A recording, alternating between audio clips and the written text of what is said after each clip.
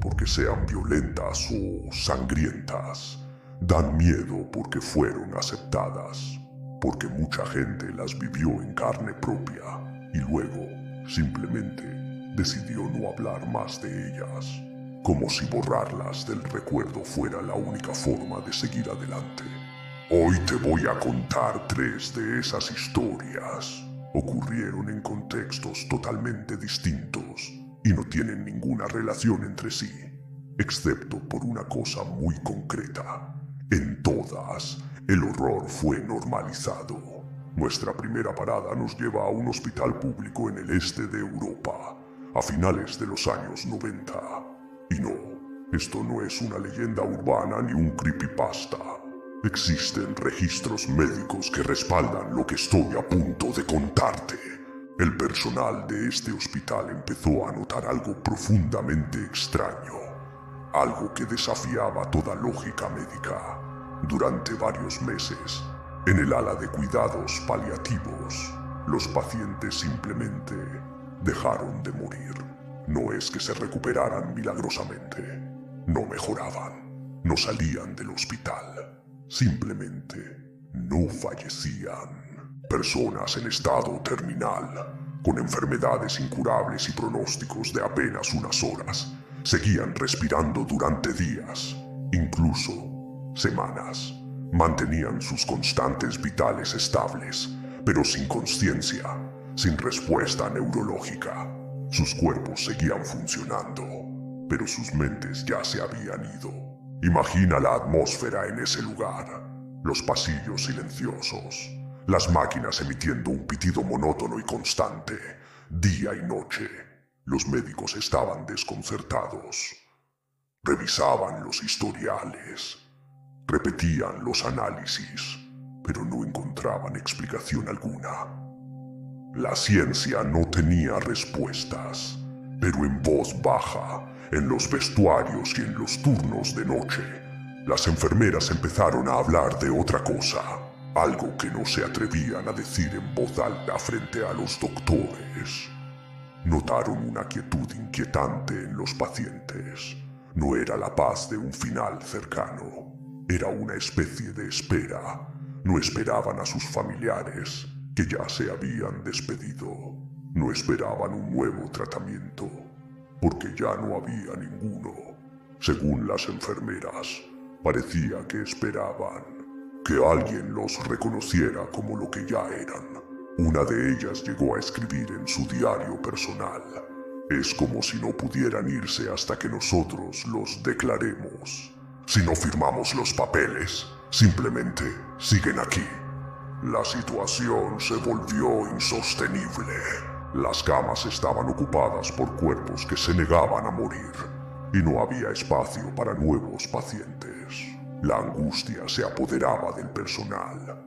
Entonces, un joven médico, desesperado y quizás un poco harto de la inacción, decidió hacer algo radical.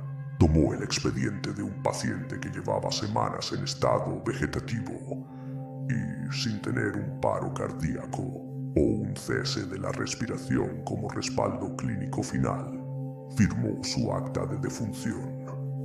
Declaró oficialmente su muerte, basándose en la ausencia total de actividad cerebral y en su estado irreversible. Esa misma noche, el paciente falleció.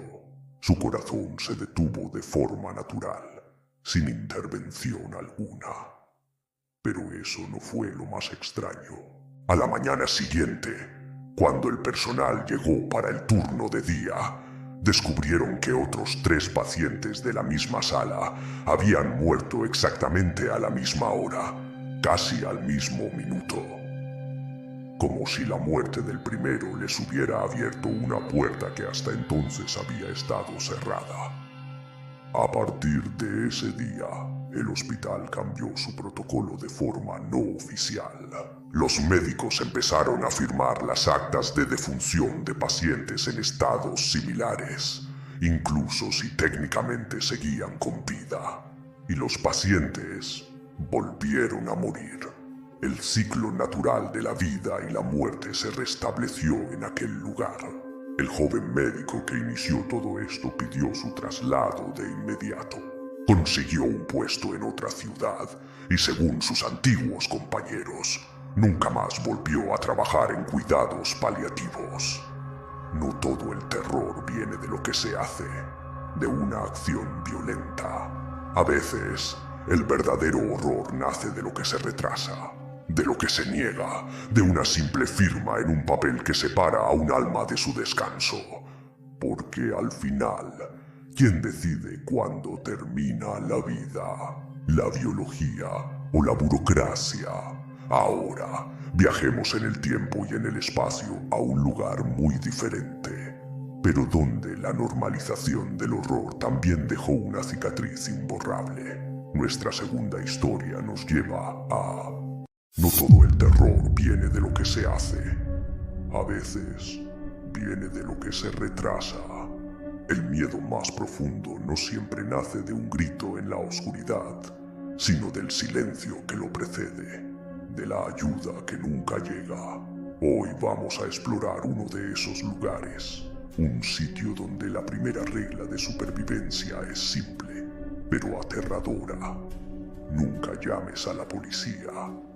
Imaginen un barrio residencial en Brasil. A primera vista es un lugar como cualquier otro. Casas con jardines, niños jugando en la calle, el aroma del café por las mañanas y el murmullo de las conversaciones entre vecinos.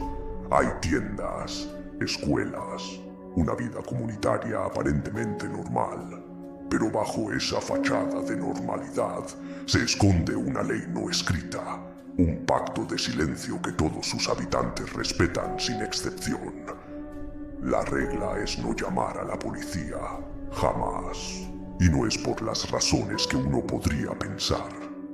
No hay un cartel local amenazando a los soplones, ni se trata de un nido de corrupción donde los oficiales estén comprados. La razón es mucho más siniestra y se basa en una larga y dolorosa experiencia.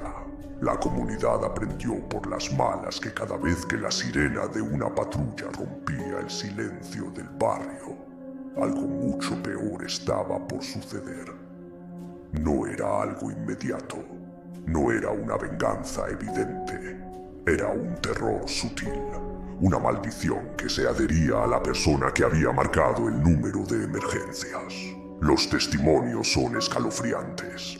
Hace unos años un hombre nuevo en el barrio y desconocedor de la regla fue víctima de un robo en su casa.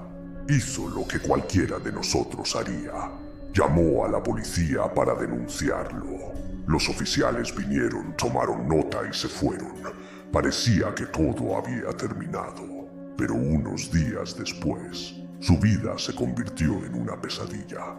Comenzó a recibir visitas nocturnas. No eran ladrones, no venían a llevarse nada. Eran sus propios vecinos, personas que conocía, con las que se cruzaba todos los días. Entraban en su casa sin decir palabra, simplemente lo observaban fijamente durante unos minutos y luego se marchaban en silencio. Cuando el hombre, aterrorizado, les preguntaba qué querían, la respuesta era siempre la misma, dicha con una voz vacía. Solo queríamos comprobar si seguías aquí. Imaginen el pánico, la sensación de que tu hogar ha dejado de ser tu refugio y se ha convertido en una vitrina para el escrutinio de todo el barrio. Pero el incidente que selló el pacto para siempre fue el de una mujer que sufría violencia doméstica. Una noche, los gritos fueron insoportables y, desesperada, rompió la regla. Llamó a la policía. La patrulla llegó rápidamente. El agresor fue arrestado y la llevaron a un lugar seguro. O eso parecía. Esa misma noche, los vecinos notaron que todas las luces de la casa de la mujer estaban encendidas, lo cual era extraño. Preocupados, varios de ellos fueron a ver si se encontraba bien. La encontraron en su sala de estar, sentada en el sofá, con la mirada perdida.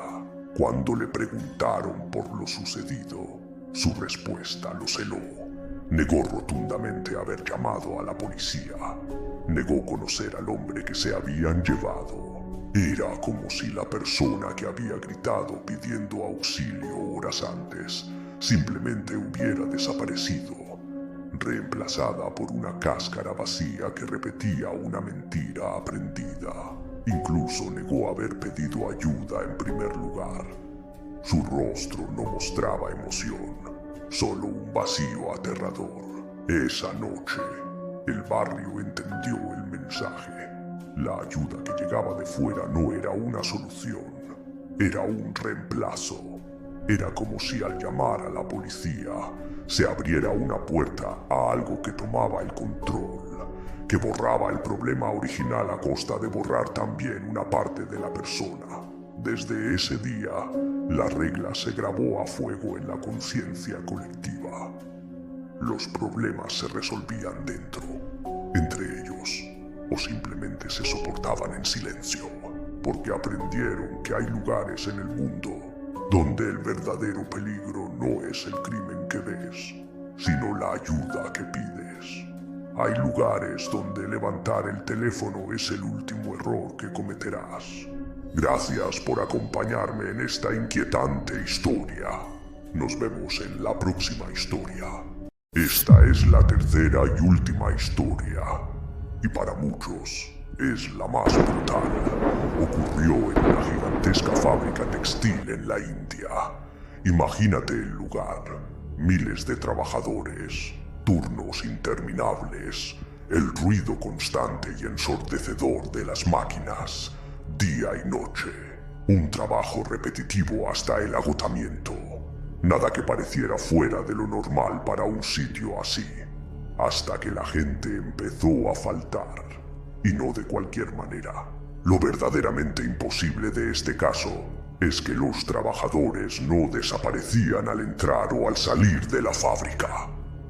No se perdían en el camino a casa.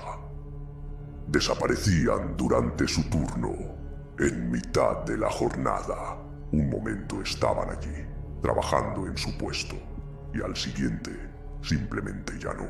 Sus máquinas seguían funcionando, a veces con la tela a medio coser, sus pertenencias, su almuerzo, sus botellas de agua, todo seguía en su sitio, pero ellos se habían esfumado. Pronto, los demás trabajadores notaron un patrón aterrador. Las desapariciones siempre ocurrían en el mismo sector de la fábrica, en la misma fila de máquinas de coser industriales. Cuando los compañeros, asustados, preguntaban a los supervisores, la respuesta era siempre la misma: es rotación de personal. Se fue sin avisar, un error administrativo, pero entre ellos, en susurros ahogados por el estruendo de la producción, la verdad era otra. Había una frase que todos repetían con pavor: si te quedas demasiado quieto, el turno sigue sin ti. Como si la propia rutina de la fábrica, el movimiento incesante, te devorara si te detenías un solo instante. El último registro que se tiene de esto es escalofriante. Un trabajador, quizás intuyendo que algo iba a pasarle, dejó su teléfono móvil grabando, apoyado cerca de su puesto. El vídeo muestra lo que esperarías: la fábrica en pleno funcionamiento, ruidosa, llena de gente, luces parpadeantes, todo normal. De repente, la cámara cae al suelo, como si alguien la hubiera tirado o se hubiera desplomado. La imagen se queda fija, mostrando el sucio suelo de hormigón. Durante varios segundos, solo se escuchan las máquinas, el ritmo infernal de siempre. Y entonces, justo antes de que el vídeo se corte, una voz dice algo muy bajo, casi un susurro que se cuela entre el ruido industrial. La voz dice: ya no hace falta. Y el vídeo termina. La fábrica cerró misteriosamente unos meses después de ese incidente. Nunca se dio una explicación oficial de por qué. 3 historias, 3 contextos completamente distintos. un hospital donde el silencio era mortal, un barrio donde la noche borraba a la gente y una fábrica donde la rutina te consumía. En todos estos casos, el horror no fue un evento aislado, un monstruo que aparece una vez. Fue una rutina, un proceso lento y constante que se normalizó. Si este vídeo te ha afectado más de lo normal, si te ha dejado pensando, dale a like, suscríbete y comenta para apoyar nuestro canal. Queremos saber tu opinión. Dinos en los comentarios, ¿cuál de las 3 historias de esta noche te ha perturbado más? En el próximo video hablaremos de algo que es, si cabe, todavía peor. No de lugares donde el horror empieza, sino de lugares donde el horror nunca se fue. Buenas noches. Y recuerda, lo más peligroso del miedo no es sentirlo, es acostumbrarse.